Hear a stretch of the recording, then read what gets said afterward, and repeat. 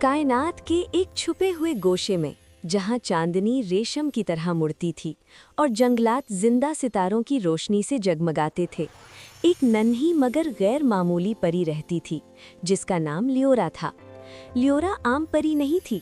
उसके पास एक नायाब जादू था जो ज़मीन को शिफा दे सकता था और एक ही लम्स से तूफानों को पुरसुकून कर देता था। लेकिन इस खूबसूरत दुनिया की गहराइयों में साए में छुपा एक कदीम और ताकतवर जिन उसे देख रहा था। ऐसा जिन जो उसकी जादू को पाने की आरजू रखता था।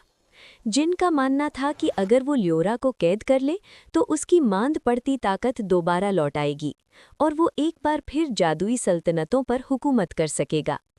एक रात जब लियोरा उड़ते हुए फूलों के दरमियान रक्स कर रही थी, अचानक फिजा में एक सर्द लहर दौड़ गई और साए जिंदा हो गए।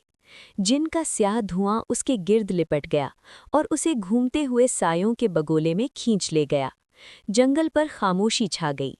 जब लियोरा ने आंखें खोली तो वो खुद को जिन की पनाहगाह के अंदर एक चमकते हुए शीशे के कमरे में कैद पाया। जिन उसके सामने जाहिर हुआ और एक सौदा पेश किया। या तो वो रज़ाकाराना तौर पर अपना जादू उसके साथ बांट ले या हमेशा के लिए उसकी कैदी बनकर रहे। लेकिन लियोरा की रूह जिन के अंदाजे से कहीं ज्यादा मजबूत थी। कैद में भी उसका जादू उम्मीद की मानिंद टिमटिमा रहा था। उसने अपनी तवानाई को समेटा और अपनी दुनिया के कदीम जादू को पुकारा, हौसले, जिंदगी और आज़ादी के जादू को। रोशनी के एक ज़बरदस्त धमाके के साथ शीशे का कैद खाना टूट गया और नूर की लहरें जिन की पनाहगाह में फैल गईं। जिन गुस्से से धाड़ा और साए का तूफान छोड़ दिया, मगर लियोरा ने खालिस जादू के एक चमकती किरण से उसका सामना किया।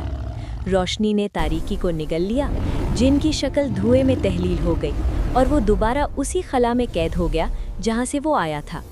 आज़ाद होकर लियोरा अपनी जगमगाती दुनिया में लौट आई। उसका जादू पहले से ज्यादा रोशन था और उसकी बहादुरी की दास्तान नस्लों तक याद रखी गई।